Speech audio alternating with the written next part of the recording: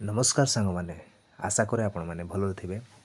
आपण मान daily usage रे मोबाइल हैंग होगा गोटे बहुत साधारण विषय एवं गोटे बहुत स्वाभाविक कथा आपण मैंने मोबाइल चलाऊ था कि गोटे मल्टीटास्क करूँ कौन गोटे इंपोर्टेंट विषय करूँ आते कौन होता है मोबाइल हैंग हो जाता है बेले बेले कौन हुए आप विश्वास करेंगे वीडियो देखला बेले मोबाइल रही जाता है बैक कला बेले कि जेकोसी सोशल मीडिया चलैला बेले मोबाइल हैंग हो जाता है आमे गोटे विषय प्रथमे जानिबा दरकार मोबाइल हैंग कहीं होता है आसतु आमे से विषय जानिबा देखंतु साधारण भाव मोबाइल की पाई हैंग होता है प्रथम विषय जदि मुझे आपण मानकु कहिबी मोबाइल हैंग हवार मेन कारण होची स्टोरेज जदि आपण माने फाइल मैनेजर को जिवे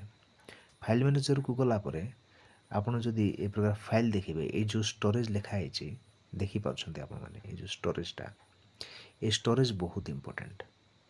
आपणकर इंटरनल स्टोरेज ही थाउ किंबा एसडी कार्ड स्टोरेज ही थाउ एटा बहुत इंपोर्टेंट कहीं जानी कि जदि आपणक मोबाइल रे स्टोरेज भर्ती हो गला आपणकर 64 GB ही थाउ किंबा 128 GB ही थाउ किंबा ताठारु अधिक भी ही थाउ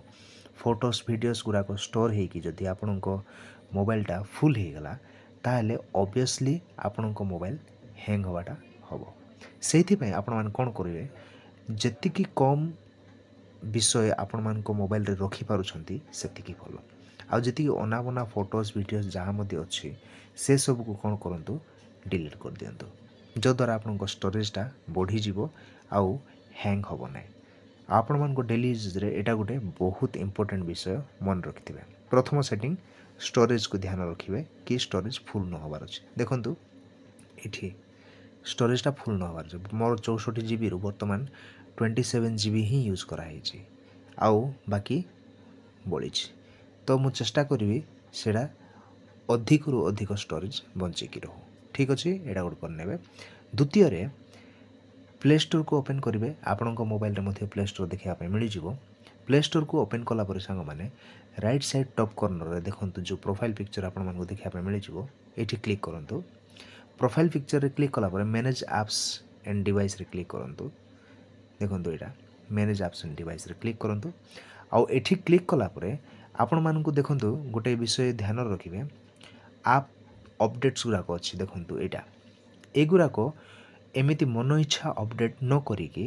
जदि कौनसी आप्र अपडेट आवश्यक अच्छी तेबे ही जाइए करंतु आपण मान जानिबे केमिति आवश्यक अच्छी कि नहीं सेथिपय आपनको एठी आसीबा पड़ो आसिक ये जो देखो तीर चिन्ह जोटा अच्छी ये चेक करंतु जदि मु इंस्टाग्राम अपडेट करने चाहूँगी कौन न्यू अच्छी ना नहीं जदि किसी न्यू अच्छी ये तले लेखाई पलि आसो आदि किसी न्यू ना ताहले से किसी देखा जदि किसी न्यू ना अपडेट कर कौन आवश्यक ना ठीक अच्छे यहाँ प्रथम द्वितीय करने आउ तृतीय सेटिंग यही से प्ले स्टोर रे ही आपण मानकु ये राइट साइड टॉप कॉर्नर रे प्रोफाइल पिक्चर रे क्लिक करंतु तापर मैनेज एप्स एंड डिवाइस रे क्लिक करंतु तापर देखंतु ये मैनेज कहीकि गोटे ऑप्शन अच्छी ये क्लिक करंतु मैनेज रे क्लिक कला परे दिस डिवाइस रे क्लिक करंतु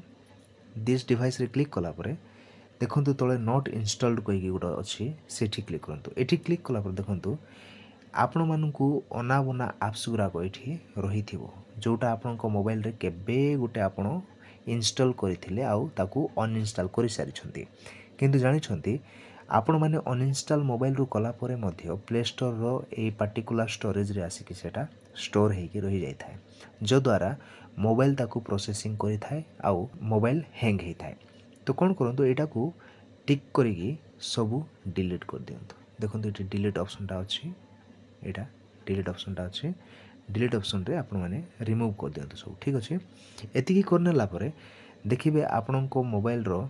परफॉर्मेंस आपण मानकु बहुत भल भाव में देवाई आरंभ कर चतुर्थ नंबर सेटिंग से प्ले स्टोर रे टॉप कॉर्नर रे प्रोफाइल पिक्चर रे क्लिक करंतु प्रोफाइल पिक्चर रे क्लिक कला परे प्ले प्रोटेक्ट कहीकि गोटे ऑप्शन अच्छे देखंतु एठी क्लिक करंतु आउ क्लिक कला परे सांग माने एठी आपनको स्कैन करिया पय गोटे ऑप्शन देखा पय मिलिबो एठी थरे स्कैन करनेबे आपण माने मध्य ठीक अछि स्कैन करने स्कैन कले कौन हम जदि आपण मोबाइल रे एमिति अनावना एप्स अच्छी जोटा कि आपण मोबाइल पे सुइटेबल नुहे से एप्स को ये से जनईदेव ये से जनईदेव ଆଉ ଜଣାଇଦେଲେ ତୁରନ୍ତ ଯାଇକି ସେ ଆପ୍ସଟାକୁ ଡିଲିଟ୍ କରିଦିଅନ୍ତୁ। ବର୍ତ୍ତମାନ ପାଇଁ ଦେଖନ୍ତୁ ମୁଁ ସ୍କାନ୍ କଲା ପରେ କୌଣସି ହାର୍ମଫୁଲ୍ ଆପ୍ସଟା ଦେଖାଗଲା ନାହିଁ, ତା ମାନେ ମୋ ମୋବାଇଲରେ ଭଲ ଅଛି। ଏତିକି କରିନେବେ ଯଦ୍ୱାରା ଆପଣଙ୍କ ମୋବାଇଲର ଯେଉଁ ଅନାବନା ମାନେ ବେକାର ଆପ୍ସ ଗୁଡ଼ାକ ଅଛି ସେଇଟାକୁ କ'ଣ କରିବ ସେ ଦେଖେଇଦେବ, ଡିଲିଟ୍ କରିଦେବ।